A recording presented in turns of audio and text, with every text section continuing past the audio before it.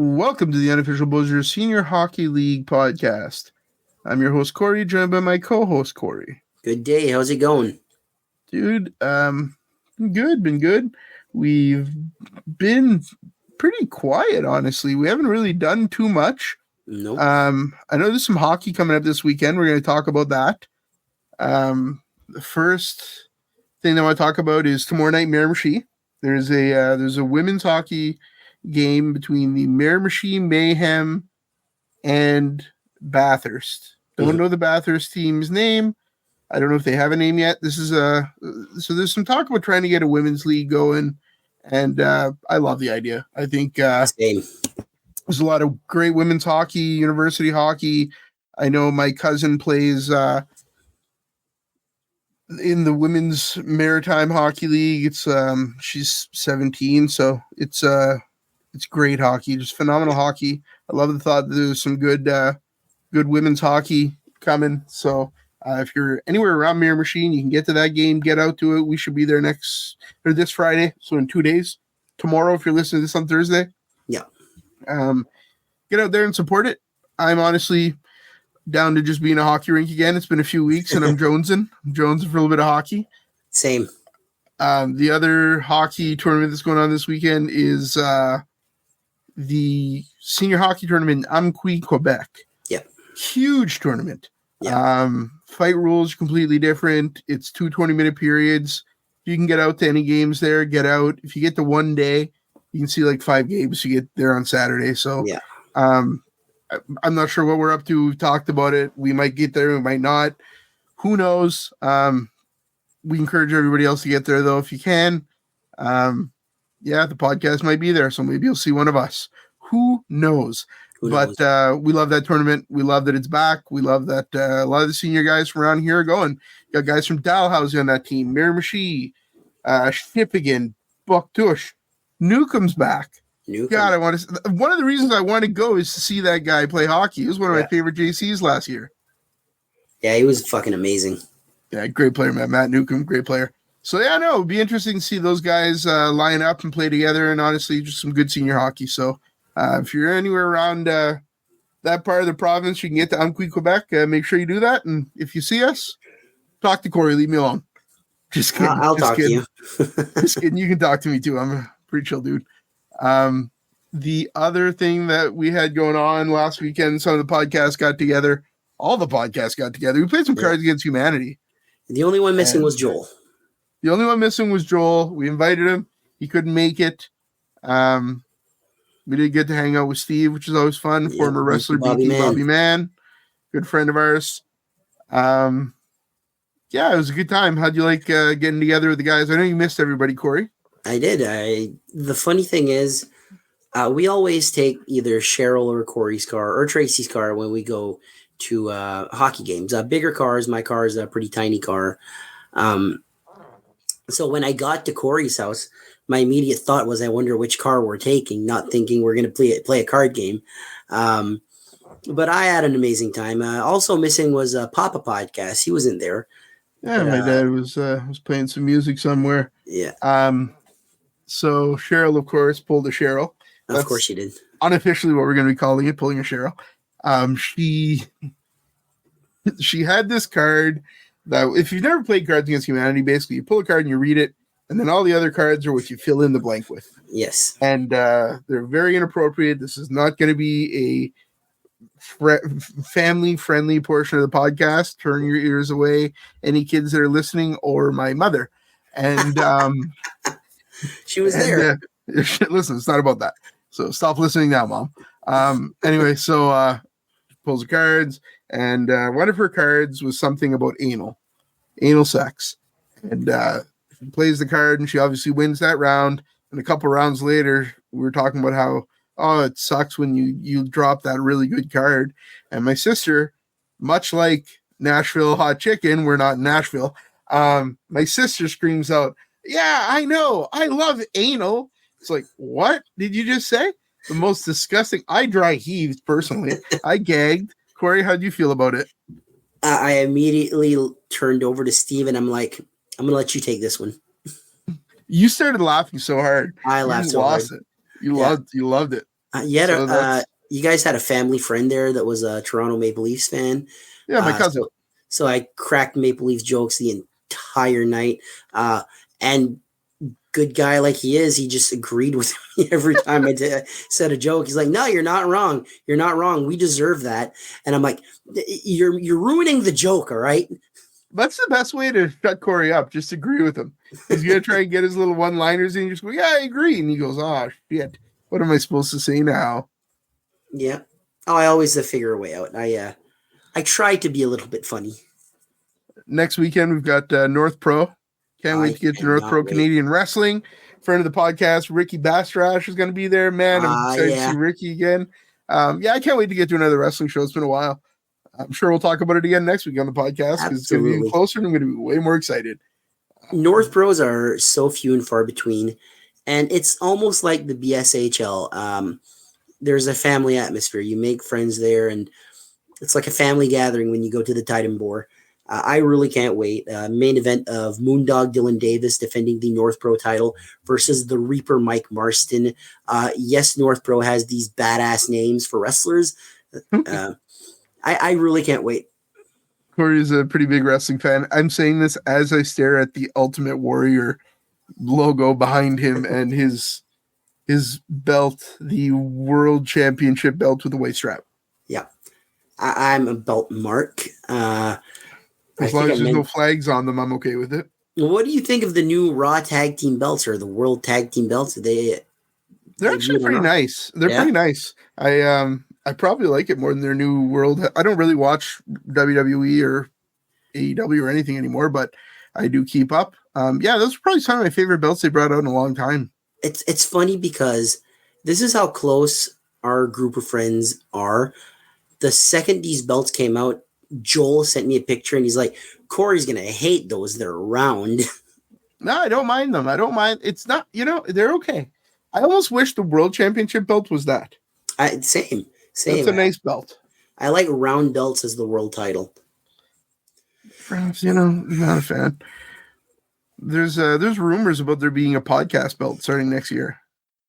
Not sure if you've heard those rumors, Corey. I might have spread those rumors myself. We'll see what happens. Next year's going to be a pretty exciting year. Should be a pretty good time. But got a pretty big interview today. Fun interview today. Man, I love talking to this guy. Same.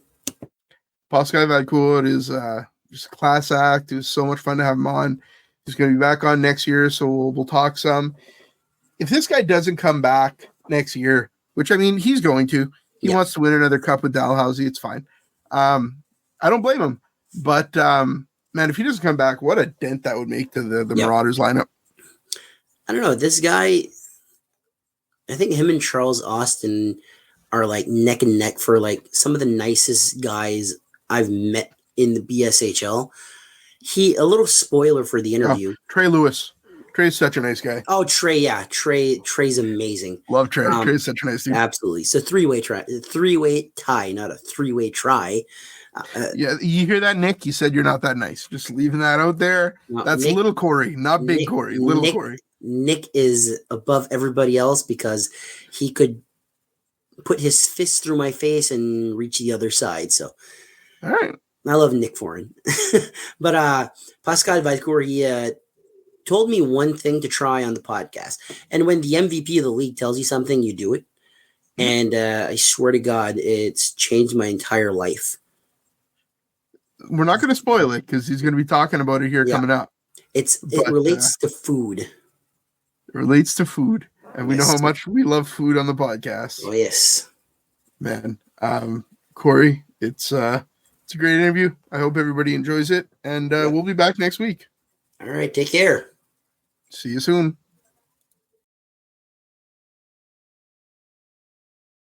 We have a special guest with us today, Corey. We do. He's Offensive Player of the Year, co-MVP, BSHL Champion as a rookie. Pascal Valcourt. How's it going, guys? Good. Thanks for coming. Well, thanks for having me on. We chatted a bit on the ice after you guys won the championship and kind of lined this up a little bit. So it's good to get you on.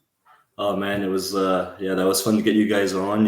After the championship, the guys the vibes are high after, and I think you could have asked pretty much anybody, and everybody was going to be happy to come on the podcast and do some interviews after lifting that trophy. So no, it's good to be on. Right on, man. Let's start out earlier in your career. We normally start these first interviews at the beginning, and we'll work our way through. So you started out, you played at Bishop's College. Is that in Sherbrooke? Yeah, that's in Sherbrooke. I actually, after my Bantam trip, my second year Bantam, I guess, for when it comes to playing mid at AAA, I live in Saint-Quentin, and I had to move from home. It was either, I think, Miramichi or Freddie, one of the two.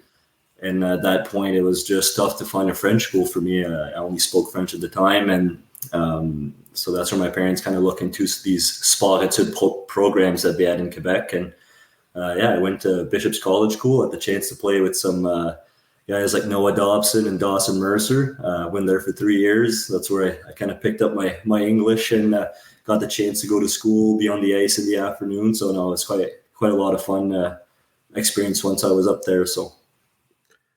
What was that like? You were really young. I mean, really, when you think about it now, looking back, you were barely a teenager, and you're in the middle of Quebec. How'd that feel? Tell me a bit about that. Yeah, I'm 14 years old, I think I was when I moved, first time away from mom and dad. So laundry's got to get done somehow, and nobody really to kick you in the butt if you're not doing your homework and stuff like that. So it really made me, I think, mature a little bit, like. A lot earlier than maybe what I would have if I would have stayed home, but definitely some of my best experiences over there. Met some people. It was an international school, so there's some students from all over the world. With the hockey, we got to travel, play in the States a lot. I got to visit some universities, some colleges, played with some awesome guys that are now in the NHL or played at in some great leagues. So no, definitely some of my best time once in Sherbrooke. That's awesome, man. After you were done in Sherbrooke, you went to Campbellton, played for the Tigers. Yeah, went back home. Met 3 years, yeah? Yeah, 3 years in Campbellton. Met my girlfriend there. Played. We had some good runs. I played with Francis Thibault, actually, Fred Castonguay, some of our guys. So it was kind of fun to get the chance to play with them again this year. I actually had the chance to go to the final 1 year. We lost, got swept in 4, so it was kind of a bit of the joke around the team this year. Francis and I, after the first 2 losses to the River Valley, the guys were kind of said we had a bit at the I don't know, a bad spell on our back or something. And but anyway, we found a way to make it through, I guess. But yeah, Campbellton, worked at a few different places there. I was actually born at the hospital in Campbellton. I was born up there, and then after that, now I spent a few summers there. Worked actually during COVID after my first year at university. Got the chance to coach with the Tigers as an assistant coach. Francis and I helped out a bit during that time, so that was awesome. I think I spent before I went to university the last 4 or 5 years before that we're in that Campbellton area. So no, it was a lot of fun. Awesome, man.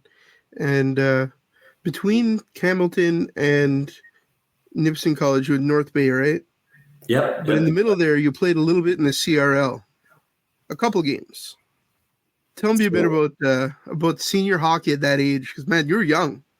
Yeah, that was my first year of university. So COVID-19, we went up there, started practicing. All of a sudden, COVID-19, the pandemic, they shut us down. So you're kind of looking on some ways to stay on the ice, to get some reps in and stuff. So we went to.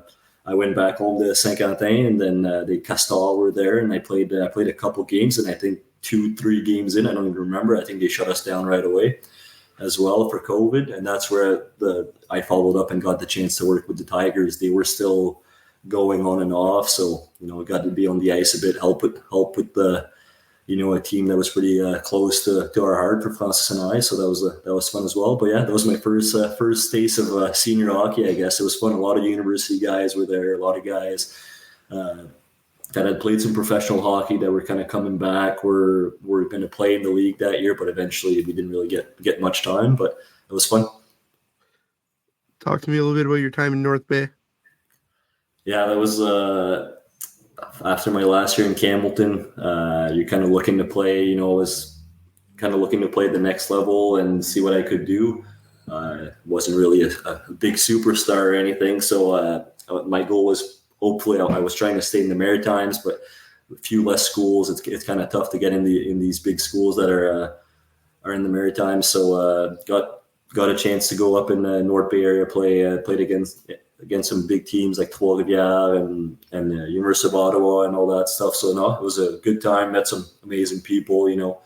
Once you get to uni, you know how it is. It's you spend pretty much 24/7 with the people that you're around. So met some friends that'll last forever. But no, great. Kind of reminded me of home, kind of like similar to the Campbellton area. Lots of lakes, lots of woods. Hunting and fishing were pretty easy for me up there if I really wanted to. So got to stay active in that way. So after Nipissing, now you're a Dalhousie Marauder. It's your first year in the BSHL. Corey, go ahead, man. So once I finished in North Bay, finished my bachelor's degree there.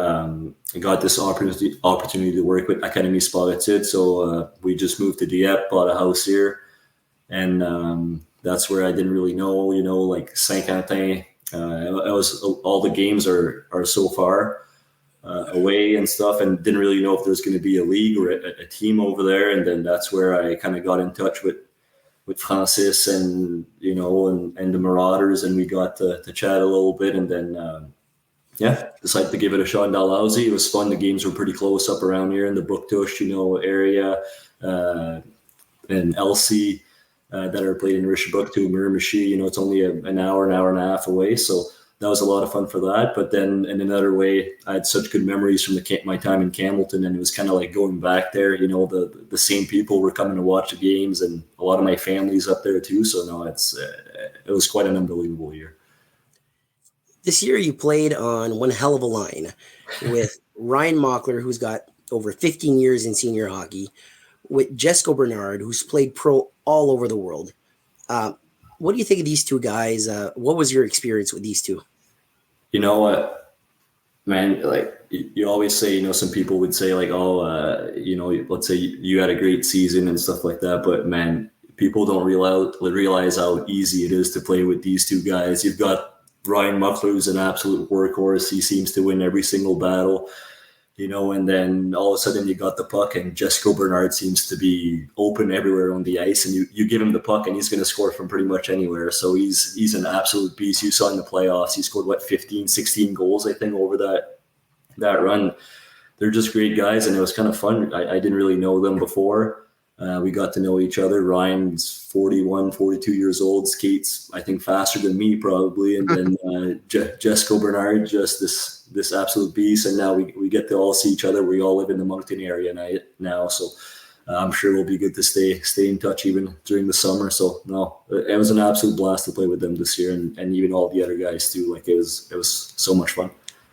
Yeah, the Marauders gelled really quickly this season. Like, it was unbelievable. Could you talk to us about the chemistry that this team had? Man, it was even like for me coming in as a guy, like I knew a few people, but how quickly it seemed like everybody like welcomed me, like in like starting from Travis and Popov and Phil and Jason LeBlanc that was there for a little bit at the beginning too. Like, everybody was really like, it seemed like just a big family. And even like during the playoffs, at one point we're down 2-0 in that final series, and there was not even a moment of panic. Like guys were just like, oh, we're gonna be okay. Everybody's cheering each other up, and I think you need that, right? Like you go through so much, like injury wise, like guys are tired, guys have jobs. It was kind of like where everybody would be able to come together, and we're just having fun, just a bunch of guys, but like gelling together, playing hockey. So no, that team chemistry this year was just some awesome guys. It makes it so easy to gel and come together. So, no, yeah. You talked a little bit about that leadership team, but like Popov, Travis, Phil, Naza, Eric Peltier, just like one of the best, and even for us, one of the most welcoming organizations. What's it feel like to play for a team like that, for those guys? I mean, the organization that we have, the way that they promoted the team, they built that team together, like the rink. I mean, you've been to a few, like how awesome was it? Like 1,400, 1,500 people. I don't know how many people fit were coming to the games, but it was awesome. It was so loud. On social media, people were active, like supporting us. Like as a player, you walk into the rink and you've got Eric Pelletier, Popov, Travis, and Phil, and pretty much like, what do you need? Are you okay? Like you're taken care of like professionals. And no, the fan base was awesome. I don't think there's so many good places to play in the league, but for us to play at home in front of our fans, in front of a sold out rink pretty much every night, there's no better feeling. I never saw it, but there must have been like a black market for air horns outside of the Inch-Aaron, because there's so many air horns. It's like the air horn capital of New Brunswick. It's insane. There's not a second without an air horn, man. It's crazy. That's such a cool rink. People can be loud. They got loud for sure, and but for us, it was just fun. The better you play, the louder they get, and it keeps going in that direction. So, when you guys won that cup, being on the ice, we're on the ice with you guys, shooting some video, doing some interviews. What was that feeling? Like it felt amazing for us as, I don't know what the hell we are, fans. The podcast, we're just outsiders. But like just that feeling, you could feel the energy off you guys and like the pride and the emotions. Man, just talk to me a bit about even you. I looked over when Jessica got the MVP and I saw you put down everything and start clapping, and like your face, you looked so happy. Tell me about it. Well, from like the individual trophies or to the team trophies, like, for some guys, it's their first championship, it's their first whatever, but to do it on top of like people all have jobs, they have kids, like some guys that they go through so much, like fighting injuries, the traveling, like it's not easy, like we played 4 games in the last 3-4 games in that last week pretty much to conclude that series, a bit of back and forth, but you go through so much together, and then you're just happy for one another. Like even like Jessica, like, you see how hard he battles out there. So you're just so happy, like, when he gets recognized for it. And I'm sure it'd be the same way. Like look at Francis Thibault. I mean, that guy should have got 17 trophies this year, the way he played. He's an absolute beast. He's our quarterback, in our eyes, he's an MVP, so, 100%. And from the coaching staff all the way down through the lineup, like I think the guys supported each other so much, and yeah, lots of emotion on that ice for sure, but it's like the cherry on top after so much effort that's put in. So no, it was great, absolutely great. For me, being on the ice with you guys, I wasn't expecting it. Corey told me I was going to do it, and I was like, I can barely walk, let alone walk on ice.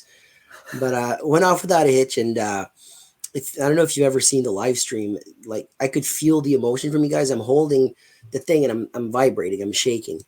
Like the energy there was unbelievable. I can't imagine what it would have been in Dalhousie. Like was in River Valley. In Dalhousie, I can't imagine what that would have been like. You think, yeah.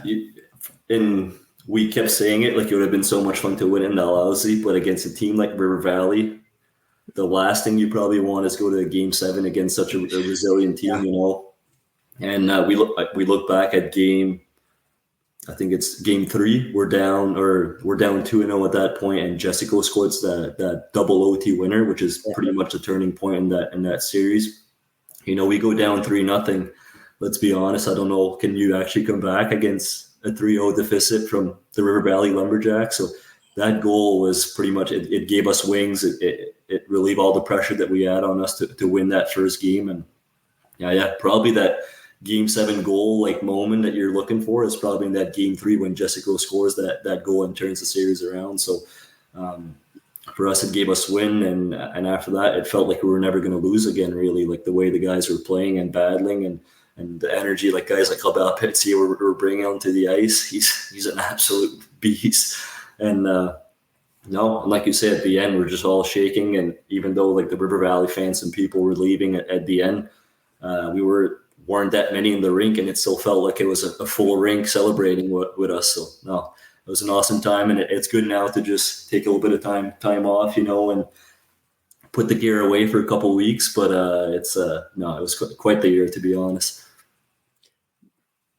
Amazing, man. It was a crazy night. We left and you guys were still on the ice cracking beers and like, yeah, it was a cool experience for us, for sure. So the travel, you kind of talked about it a little bit. A lot of trips from Moncton to Dalhousie, I bet. What were those like? Yeah, there was a lot of travels between Jessica, Ryan, and I, and Fred Gastonguay was around as well from Moncton from time to time. So we would hop in together, lots of back and forth.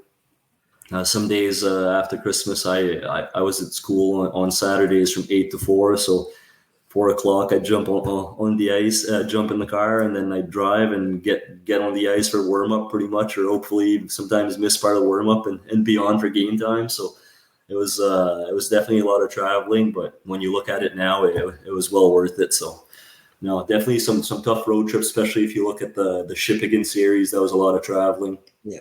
Even River Valley, it's a couple hours away from the guys from Dalhousie. For same thing for us from Moncton. So it's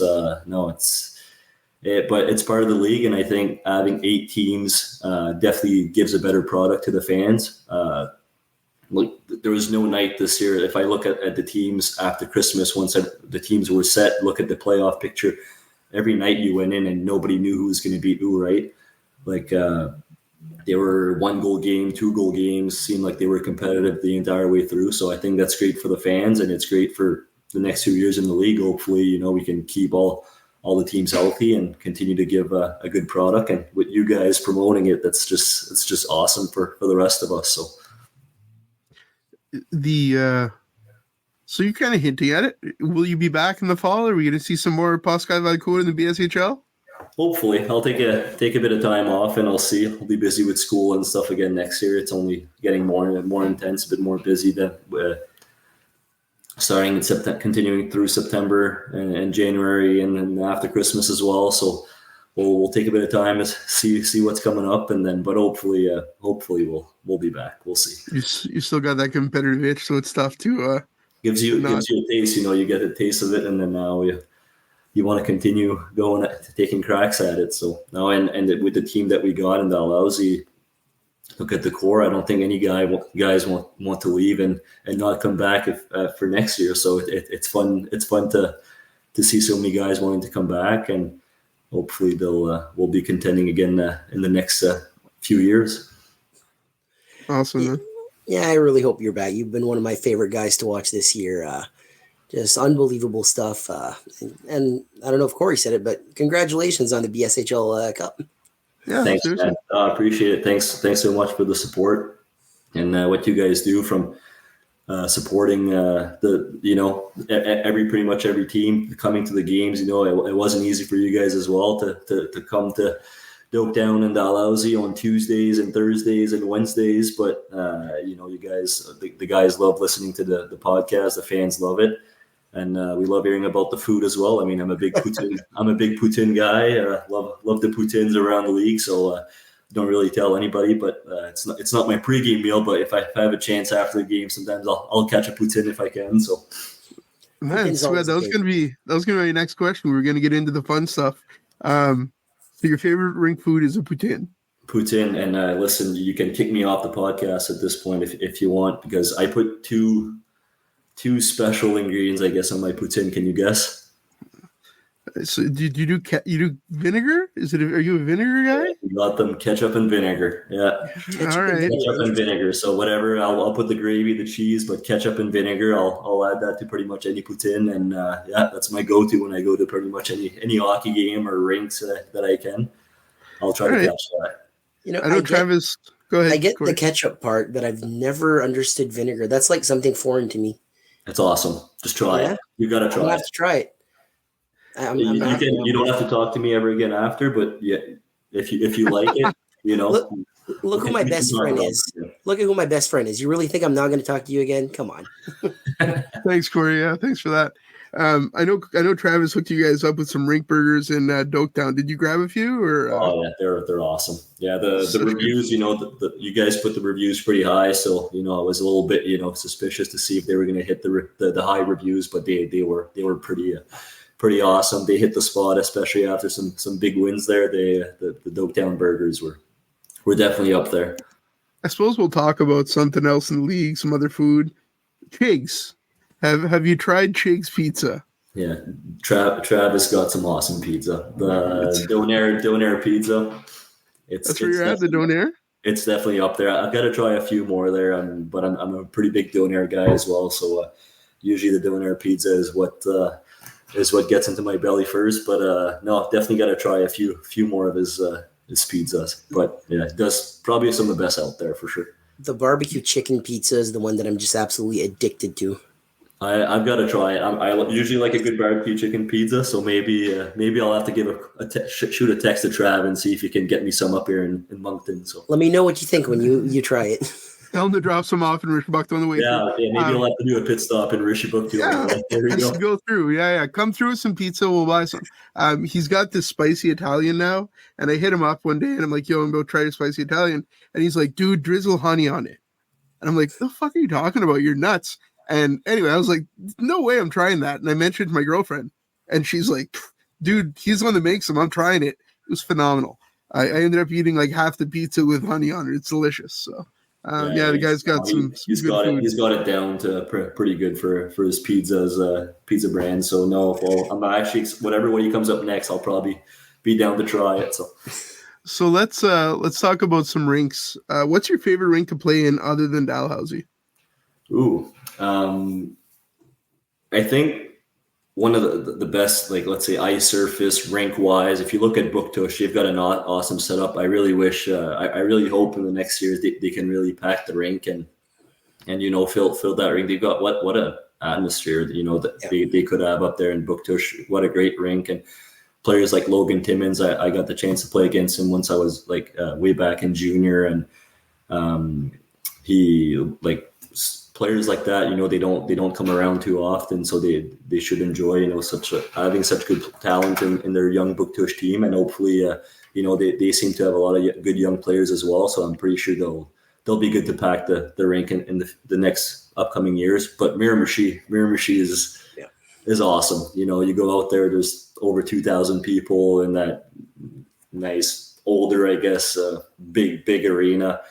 You always know it's going to be a bloodbath or a war once you enter the Miramichi rink. But some great games are played. The fans are great, and probably two of my favorite spots to play for sure.